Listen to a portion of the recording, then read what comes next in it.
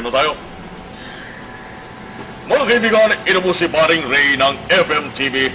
Pansamantala po natin pinuputol ang programang ito sapagkat meron mong iuulat na napaka-importanteng balita.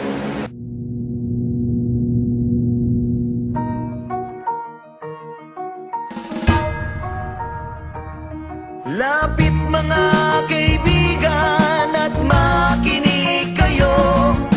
Ako'y may dala-dalang balita galing sa bayan ko. Nais kong ipamahagi ang mga kwento at mga pangyayaring nagaganap sa lupang pinangako.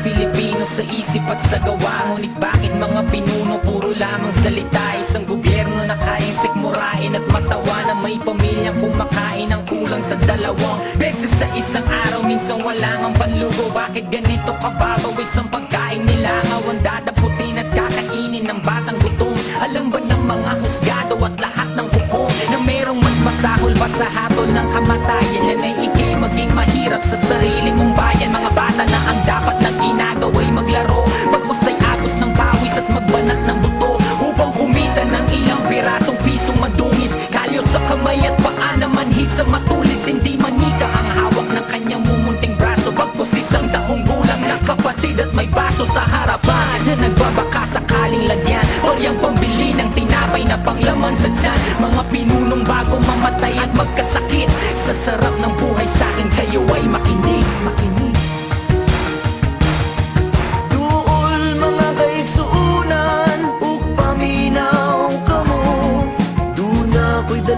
Mga balita gikan sa banwa ko, gusto ko nga ipahibalo ang mga istorya na nagagahitabo sa banwag isa na to.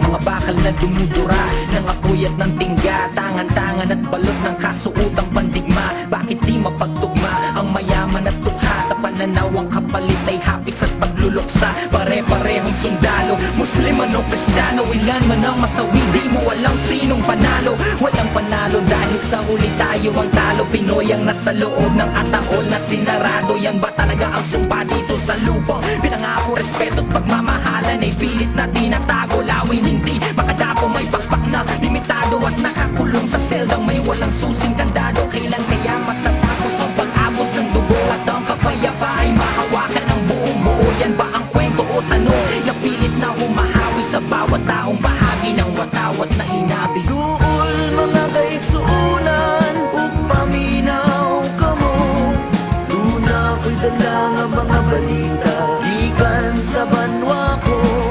Gusto ko nga ipahibalo ang mga istorya na nagagahitabo sa banwag isa na to.